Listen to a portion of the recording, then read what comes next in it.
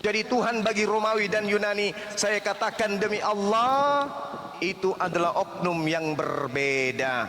Berarti Bang Suma mengatakan kadang sama, kadang beda. Bagaimana cara menganulir pernyataan Bang Suma? Saya tanyalah kepada saudara, apakah Yudas dan Yesus itu sama atau beda?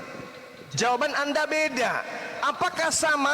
Orang yang dimuliakan Tuhan, Yohanes 1 nomor 14, Yohanes 17 nomor 1, nomor 2, nomor 3, nomor 4, nomor 5. Orang yang dimuliakan sebelum dunia dijadikan sama dengan orang yang mati terkutuk di atas tiang salib. Apakah sama? Kalau sama, tolong jelaskan kepada saya. Orang mulia kok jadi terkutuk? Orang terkutuk kok jadi mulia? Coba Anda terangkan, silakan.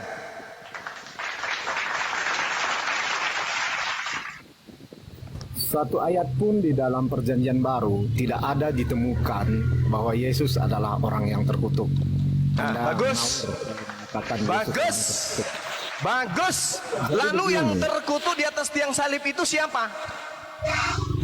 Dua penjahat di sebelah Yesus kiri kanan. Yang terkutuk di dalam Galatia 3:13 itu siapa? Di situ nggak ada yang terkutuk. La haula wala quwata illa wa makaru wa makarallah. Ku bacakan dalilnya kepada saudara. Galatia 3 nomor 13. Jangan pura-pura buta ente. Dijelaskan di situ Kristus. Ini siapa Kristus ini? Yudas. Kristus telah menebus kita. Siapa kita di sini? Dalam bahasa Yunani jelas dikatakan Hemas. Ini siapa ini? Kristen, bukan Yahudi. Kristen. Kristus telah menebus Kristen dari kutuk hukum Taurat dengan jalan menjadi kutuk karena Kristen. Sebab ada tertulis, terkutuklah orang yang digantung pada kayu salib. Anda mengatakan Yudas dan Yesus berbeda. Oke, sekarang saya tanya, apakah Yesus ini terkutuk atau Yudaslah yang terkutuk? Kalau Yesus yang terkutuk, apa sebabnya? Kalau Yudas yang terkutuk, saya menyimak.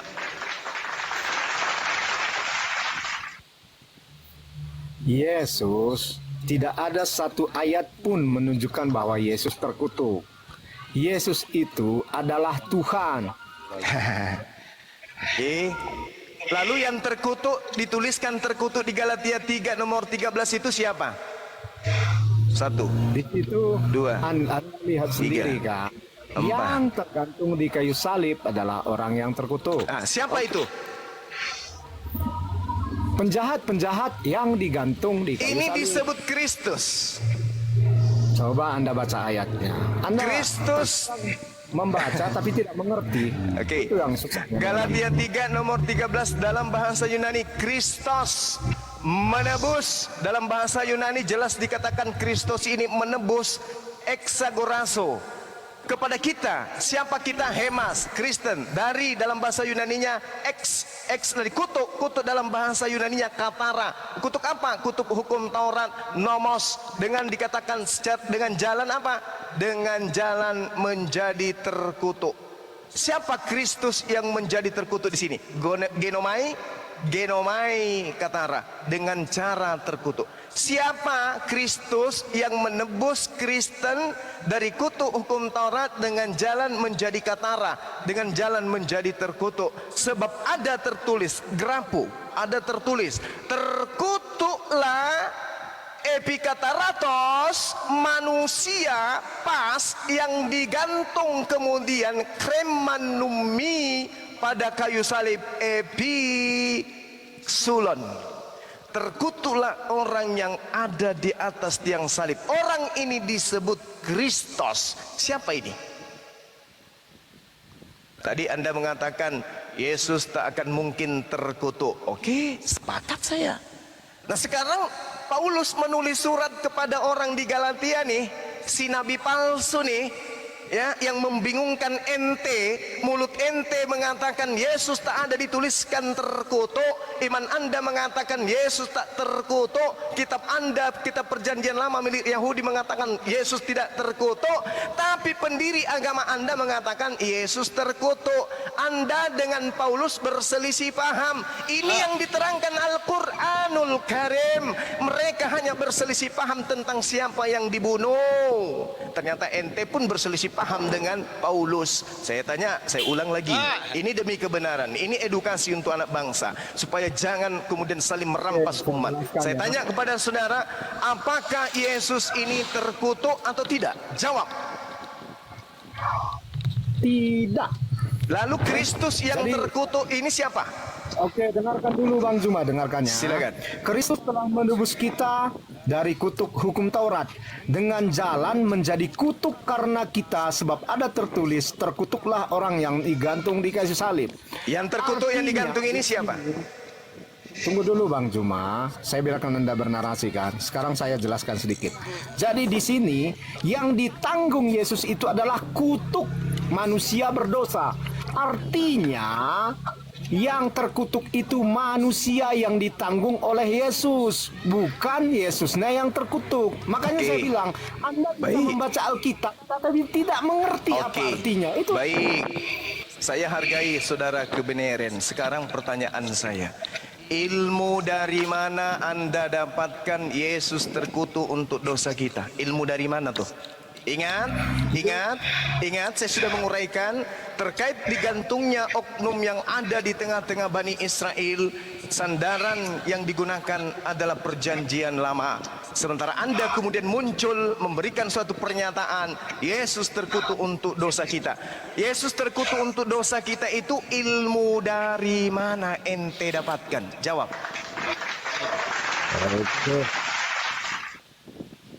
Itu sesuai dengan di Matius 26:28.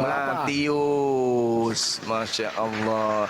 Matius ini yang menjadi dasar pijakan imam kepala Mahkamah Agama sidang untuk memutuskan Yesus disalibkan berdasarkan kitab Matius, atau mereka sidang menyalibkan Yesus berdasarkan karena politik dan juga ekonomi. Mana yang benar?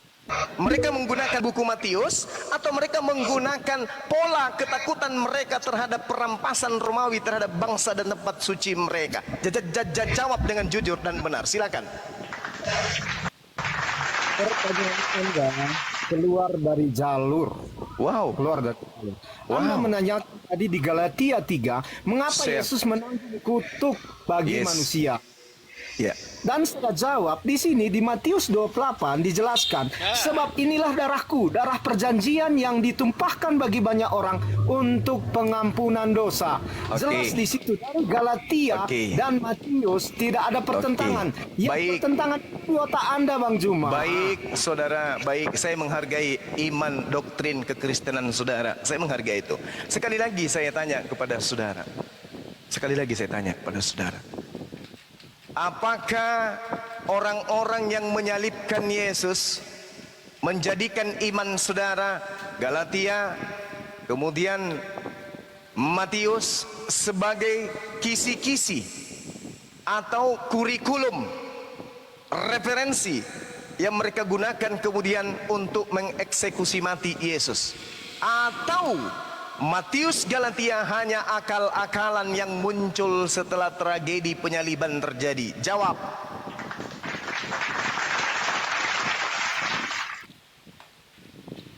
Mereka menyalibkan Yesus karena mereka tidak mengenal Yesus. Oh, keren sekali. Ilmu dari mana lagi ini? Ilmu dari mana lagi? Orang yang hidup 2000 tahun lebih kenal Yesus daripada mereka yang setiap hari, bahkan mereka hadir pada saat penyunatan Yesus, pada saat pembaptisan Yesus di tanah Sungai Yordan, pada saat kemudian Yesus kemudian dicari oleh mereka. Mereka lebih kenal Yesus daripada ente yang hidup 2000 tahun. Ini ilmu dari mana lagi? Ingat keteteran Anda 3 poin. Yang pertama, di mana sidang Mahkamah Agama dan imam-imam kepala yang membahas tentang kutuk hukum Taurat? Itu di mana mereka pernah lakukan? Yang kedua, di mana mereka pernah melakukan sidang pembunuhan Yesus karena dosa waris?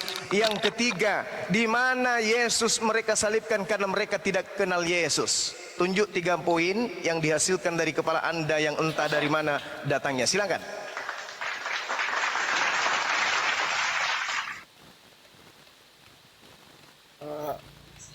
sebenarnya ini udah dibahas berulang-ulang ya. Kenapa orang Yahudi Yesus dan kenapa orang Romawi juga ikut menyalibkan Yesus? Itu udah berulang-ulang. Karena mereka tidak mengenal Yesus. La Itulah. haula wala quwata illa billah.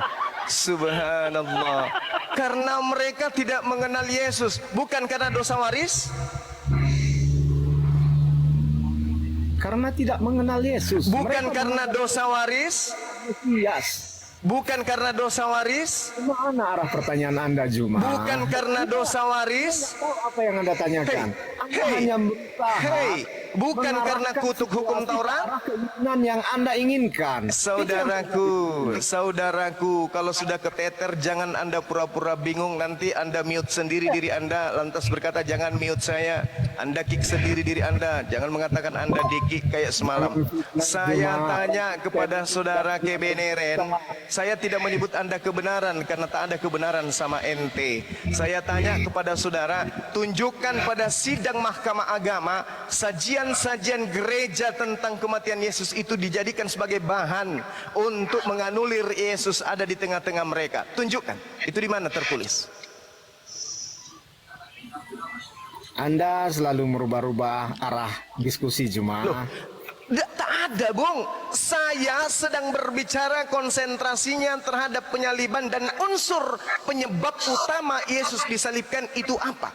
Kalau orang-orang Yahudi, jangan lagi Anda mengatakan saya jauh dari materi. Orang-orang Yahudi, imam-imam kepala mahkamah agama, orang Farisi berkumpul. Mereka sidang, membuat satu mahkamah, membuat satu muktamar, sidang besar mereka. Dihasilkan kesimpulan, Yesus harus kita matikan. Karena kalau kita tidak matikan Yesus, bangsa kita dan tempat suci kita akan dirampas oleh bangsa Romawi. Itu ending dari penyebab utama Yesus mereka salibkan. Berjalannya waktu kemudian, tak ada hubungannya kejadian penyaliban ini dengan Kristen Roma, nggak ada. Berjalannya waktu, tradang dang, tradang dang dang dang, terang dang dang, puluhan tahun, 10 tahun, 20 tahun, 30 tahun, 40 tahun, 50 tahun, 100 tahun, 200 tahun, 300 tahun. Muncul konsep menuhankan Yesus disebabkan adanya muncul pengajaran yang datang belakangan. Kematian Yesus adalah untuk membebaskan kita dari kutuk hukum Taurat. Kematian Yesus untuk menebus dosa-dosa kita. Ini ajaran yang muncul belakangan. Tak ada alasan itu sebagai penyebab kematian Yesus di atas tiang salib. Tak ada. Tapi kalau Anda mengatakan ada, tolong tunjukkan hasil muhtamar, hasil sidang, hasil rapat, hasil jajak pendapat orang orang Farisi, mahkamah agama, ahli Taurat dan imam-imam kepala. Di mana tertulis itu bahwa mereka sepakat melakukan pembunuhan terhadap Yesus dikarenakan karena hukum Taurat itu adalah kutukan, dikarenakan karena dosa waris yang harus dituntaskan. Tolong tunjukkan itu di mana tertulis. Jangan bawa perjanjian baru, karena itu adalah wartawan yang menuliskan. Saya tunggu, silakan.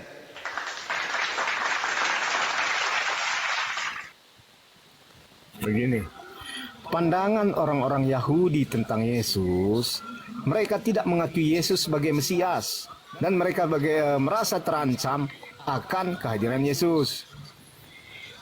Dan mereka melihat Yesus menghujat Allah karena Yesus melakukan sesuatu hal yang dilakukan Allah.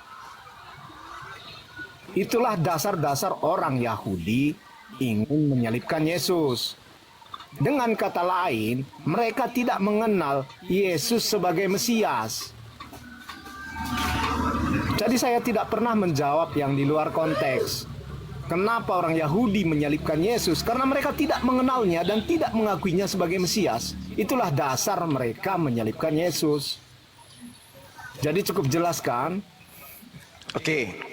Kalau orang Yahudi mengenal Yesus sebagai Mesias, maka mereka akan mengenalnya selayaknya Kores Mesias, Daud Mesias, Saul Mesias, Harun Mesias, Musa Mesias, Elisa Mesias, Salomo Mesias. Apa yang mereka orang-orang Yahudi lakukan terhadap Mesias-Mesias mereka? Ada yang dibunuh? Jangan buat alasan-alasan yang tidak rasional. Ada Mesias yang mereka bunuh? Tak ada. Kalau hanya kesaksian palsu, oh Yesus kita bunuh karena dia mengaku sebagai Elohim. Bullshit. Musa datang kepada mereka, Musa mengaku Elohim. Israel datang kepada mereka, Israel mengaku sebagai anak sulung Elohim. Jadi tak ada alasan itu, alasan yang dibuat-buat itu. Makanya dikatakan di dalam Matius 26 nomor 59, mulai hari itu mahkamah agama dan imam-imam kepala melakukan kesaksian-kesaksian palsu. Salah satu kesaksian palsunya adalah Yesus harus mati karena dia mengaku sebagai Elohim. Lu pikir orang Yahudi itu orang bahlul?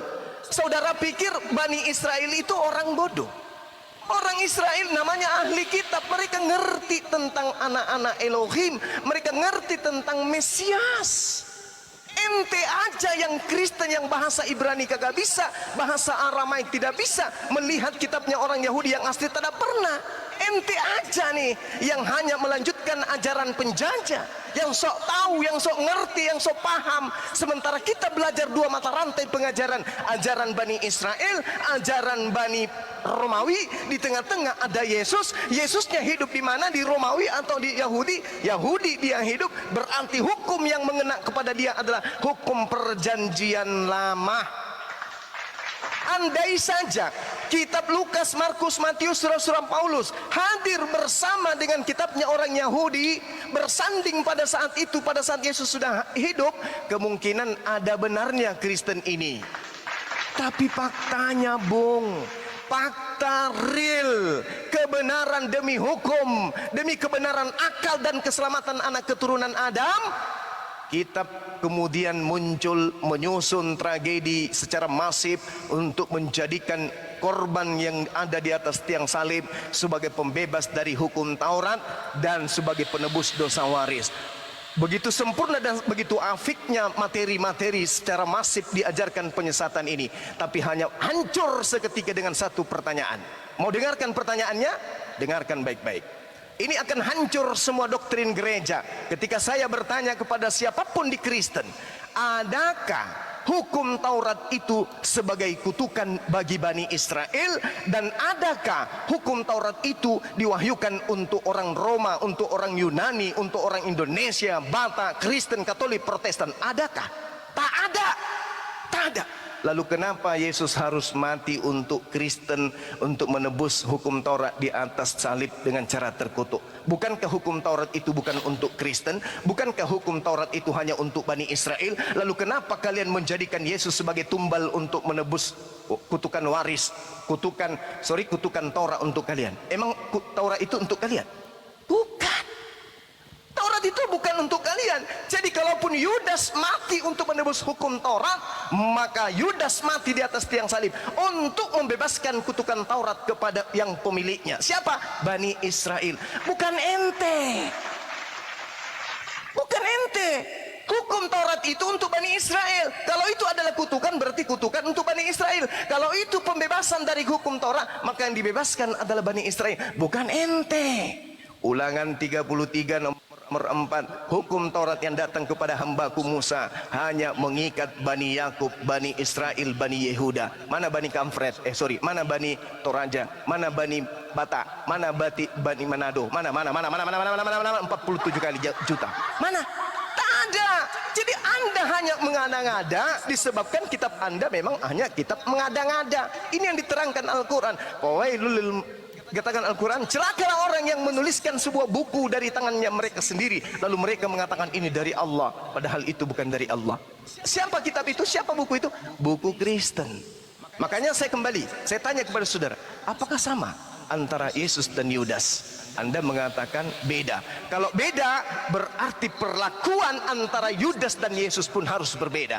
Jangan Anda sama-samakan Yudas sang pengkhianat, Yudas yang kena kutuk, Yudas yang kemudian makan suap, Yudas kemudian yang fasik, kemudian Anda sama-samakan dengan Yesus, Nabi suci, hamba suci yang diutus oleh Allah kepada Bani Israel. Jangan ente samakan hanya karena birahi doktrin gereja, saudara. Jangan. Jangan sekali-kali. Yesus adalah nabi suci, Yudas adalah manusia terkutuk. Maka yang kesimpulannya kemudian, yang mati di atas tiang salib yang Anda sembah selama 2000 tahun adalah Yudas, sang manusia terkutuk. Demikian.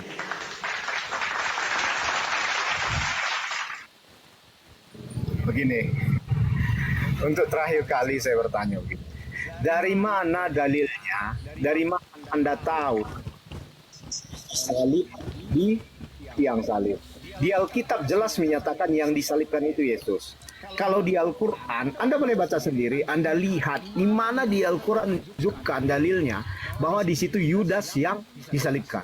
Jadi ketika tidak ada dalil, Anda hanya somot ayat di Perjanjian Lama, menghubungkan dan mengambil suatu kesimpulan. Dalam arti kata lain, saya dengan berat hati, sebenarnya dengan sedih, saya mengatakan bahwa Juma sesat. Silahkan Anda tunjukkan dalilnya. Di manakah Yudas yang disalib? Baik. Orde Lama tak membahas Orde Baru. Orde Baru tak membahas reformasi, tapi Orde Baru boleh bercerita tentang Orde Lama. Orde Lama tak bercerita tentang Orde Baru, apatah lagi bercerita tentang reformasi. Reformasi bercerita tentang masa depan, bercerita tentang Orde Baru, dan juga bercerita tentang Orde Lama. Taurat Perjanjian Lama adalah Orde Lama, Perjanjian Baru adalah Orde Baru, Al-Quran adalah reformasi. Jangan Anda paksakan kemudian Orde Lama bercerita tentang Orde Baru.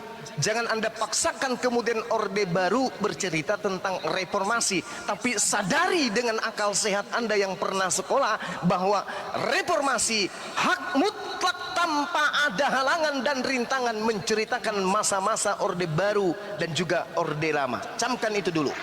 Camkan itu dulu. Kalau Anda adalah seorang akademisi, pasti Anda paham maksud saya. Sekarang kita masuk ke dalam pertanyaan. Al-Quran mengatakan wa ma qatalu wa ma salabu walakin syubbiha lahum. Mereka tidak membunuh. Ketika mereka kemudian mengakui sesungguhnya kami telah membunuh Al-Masih putra Maryam, Allah kemudian menerangkan tidak sama sekali. Yang mereka bunuh adalah orang yang diserupakan. Ini yang bercerita reformasi, Bung. Ketika kemudian ada sebuah hukum, implementasi hukumnya disadur dari dari Orde Baru, maka yang kita buka adalah kitab undang-undang Orde Baru. Untuk kemudian melegitimasi kebenaran reformasi, maka kita buka undang-undang Orde Baru. Kalau Orde Barunya kita masih belum menemukan manifestasi sesungguhnya, buka Orde Lama. Apa maksudnya? Ketika Al-Quran menarasikan kemudian yang disalibkan bukan Nabi Isa, dan di situ kejadiannya pada Orde Baru, buka Orde Baru. Apa yang terjadi pada masa itu sebenarnya? Kalau di situ masih abu-abu, lihat peluncurnya dari Orde Lama. Apa sebenarnya yang terjadi terhadap kutuk, digantung, salib, mati, ada pengkhianat, ada yang disuap, ada yang dikutuk. Cari itu, manifestasinya pasti akan mengembang dan menghasilkan sebuah fakta kebenaran. Al-Quran sebagai reformasi menjelaskan yang diceritakan di dalam tragedi penyaliban di Orde Baru itu, sandaran cakupan ilustrasi jelasnya untuk melahirkan sebuah keakuratan pemberitaan. Lihat tanah panah, tanda panahnya dari Perjanjian Lama. Apa tanah panah dari Perjanjian Lama? Wahai hambaku, kalau ada orang yang melakukan kemudian dosa yang setimpal dengan hukuman mati, maka hukumlah orang tersebut. Dan ingat, mayat yang mati karena terkutuk oleh Tuhan, jangan kau biarkan mayatnya semalam-malaman di atas tiang salib, sebab tanah perjanjianmu harus bersih dari mayat pelaku dosa. Ini Orde Lama sebagai tolak ukur tanda panah kepada siapa yang disalibkan. Eksekusi kemudian terjadi pada Orde Baru. Perjanjian Lama kemudian menorehkan keadaan masa transisi. Apa itu? Yesus disidang. Disidang oleh siapa? Oleh mahkamah agama. Mahkamah agama ini siapa? Mereka adalah ahli Taurat. Ahli Taurat ini siapa? Mereka yang mengerti tentang hukum-hukum Orde Lama. Nah, sekarang yang terjadi kemudian adalah adanya suatu hukum yang menuliskan bahwa orang fasik, pengkhianat, pemakan suap, dialah yang terkutuk. Ini jelas. Lalu muncul kemudian aturan baru, dibuat baru, menyelewengkan cerita yang terjadi. Apa penyelewengan di masa Orde Baru? Dikatakan yang mati di atas tiang salib pada masa Orde Lama itu, ya, itu adalah orang suci. Wow. Yang mati di atas tiang salib itu, ya kenapa? Bukan untuk membebaskan orang Roma dari cengkraman, membebaskan Yahudi dari cengkraman orang Roma. Wow. Kok ada yang kayak begitu? Yes, kata siapa? Orde Baru. Apakah Orde Baru ada pada saat kejadian? Tak ada. Ditertawakan kita. Lalu muncul kemudian reformasi membenarkan kesalahan daripada Orde Baru yang kemudian mengada-adakan suatu tragedi kejadian yang mereka tidak hadir pada saat itu. Yang ada adalah orang-orang yang hidup di perjanjian lama. Mereka menukar cerita-cerita yang sesungguhnya dengan cerita-cerita yang tidak benar. Al-Quran datang meluruskan bahwa sesungguhnya yang diceritakan oleh perjanjian baru itu adalah keliru. Yang benar adalah yang ada di perjanjian lama atau yang ada di Orde Lama, bahwa yang disalib adalah orang yang terkutuk. Kok bisa kayak gitu? Mari kita uji. Tanya mereka yang hidup di perjanjian baru, kalau perlu bangkitkan dari kubur orang-orang yang menuliskan cerita-cerita di perjanjian baru itu, sampaikan kepada mereka apa yang menyebabkan Yesus terkutuk. Adakah indikasi kuatnya yang menyebabkan itu? Paling jawaban mereka, oh, Yesus itu disalib karena dosa-dosa kita. Setelah Anda mendengarkan itu, ambil sendal tampar mulutnya. Karena itu tidak ada alasan Orde Lama menghasilkan suatu hasil sidang membunuh Yesus di atas tiang salib dikarenakan karena dosa kita. Tak ada. Yang ada, Yesus disalib, oknum disalib karena takut akan dirampasnya tempat suci mereka dan bangsa mereka dari tentara Romawi, kekaisaran Romawi yang menguasai wilayah mereka sebagai penjajah pada saat itu. Lalu dari mana Orde Baru ini mengada-ngada undang-undang baru tersebut? Al-Quran kemudian datang menyepak dengan tendangan putar tanpa bayangan. Enyahlah kau, penjahat dan penipu. Kalian adalah seburuk-buruknya makhluk karena telah menceritakan cerita yang tidak sesuai dengan fakta yang terjadi di lapangan. Apakah saudara Kebeneren mengerti atas penjelasan saya yang sangat-sangat ilmiah ini? Silakan.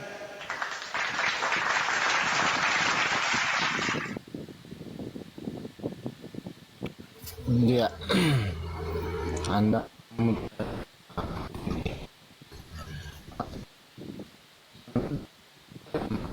Perjanjian Baru adalah Orde Baru dan Al-Quran adalah reformasi. Tetapi dengan narasi Anda itu sebenarnya berbeda 180 derajat dari keadaan atau situasi sebenarnya.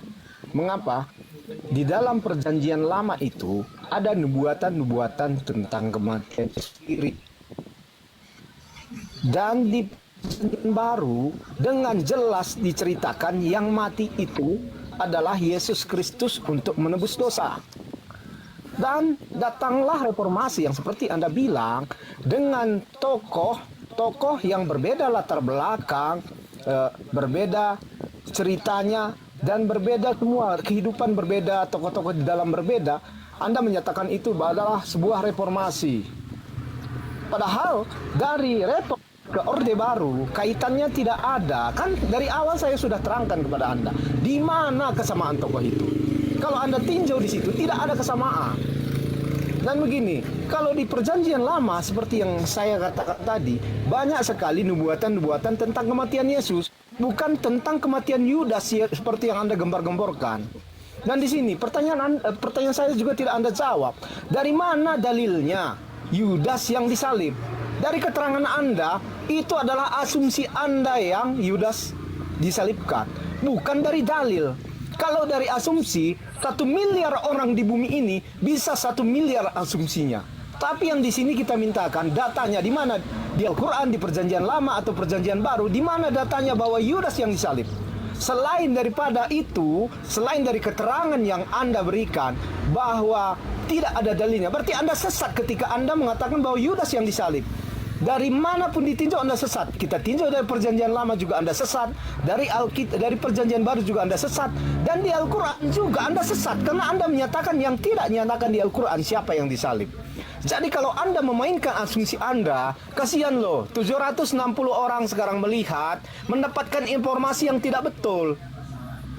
Begitu. Jadi orang ini di sini memakai data, memakai waktu, banyak yang mereka habiskan, kadang memberikan koin kepada Anda, mendapatkan sebuah informasi palsu memberikan. Oke. Oh, malah curhat. Baik. Mantap pernyataan Bang Suma. Terima kasih banyak. Nyambung Bapak Baik. tadi. Nah, sekarang gini, saya tahu betis Anda, lutut Anda sudah mulai bergetar disebabkan karena poin hidayah sudah menyerap masuk kepala saudara. Jadi gini, pertanyaan yang saya tunggu-tunggu, Anda masuk dalam lingkaran jebakan saya.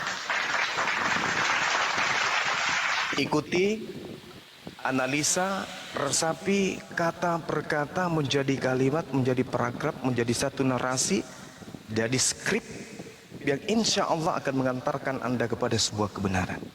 Anda bertanya, dari mana dalilnya Yudas yang disalibkan? Masya Allah. Ini pertanyaan jebakan yang memang saya sengaja menggiring Anda ke situ. Jadi kejadian penyaliban ini itu masih nuansa perjanjian lama. Penyaliban ini terjadi pada prosesi keadaan di mana Bani Israel pada saat itu kitabnya adalah perjanjian lama. Perjanjian baru masih ada di dalam perut para penulisnya, belum dituliskan. Belum ada upaya cari muka kepada penjajah waktu itu. Di mana dalilnya kemudian Yudas yang disalibkan? Baik, saya telah menunjukkan tadi di dalam Ulangan 27 nomor 25. Terkutuklah orang yang menerima suap untuk membunuh seseorang yang tidak bersalah, dan seluruh bangsa Israel itu harus berkata amin. Satu, terkutuklah orang yang menerima suap untuk membunuh seorang yang tidak bersalah. Kita lihat di dalam kitab saudara bagaimana kemudian Yudas dalam tragedi ini, jelas beliau bunuh diri disebabkan karena makan suap. Di mana kemudian Yudas dikatakan makan suap? Jelas terukir di dalam kitab saudara di Matius dan Yohanes 12 bagaimana kemudian Yudas menerima upah 30 keping duit. Oke? Yohanes 12 nomor 5 nomor 6. Beliau kemudian jelas menerima suap.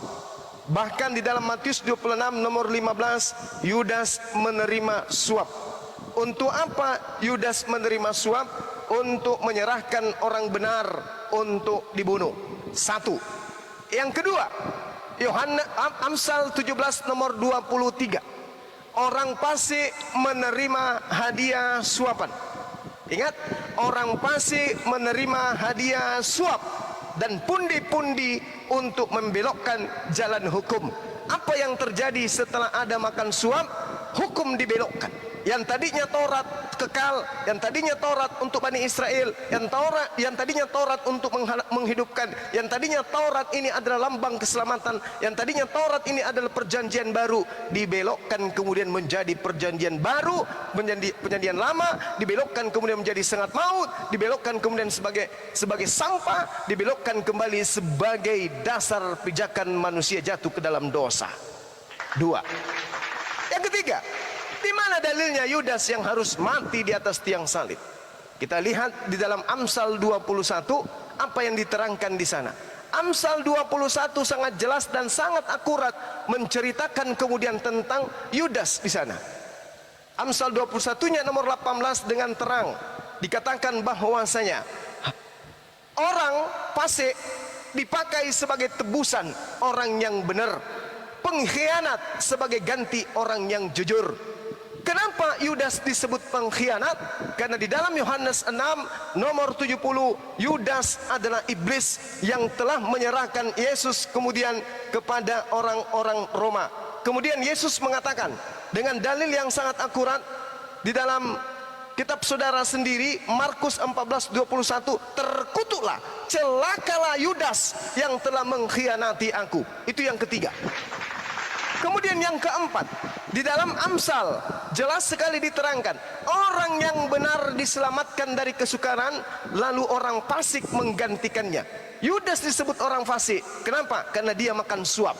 Dengan demikian, ketika Yesus yang adalah orang benar digiring kepada penyaliban, yang menggantikannya kemudian adalah orang fasik, yang menggantikannya kemudian adalah orang yang terkutuk, yang menggantikannya kemudian adalah orang yang pengkhianat, yang menggantikannya kemudian adalah orang yang makan suap.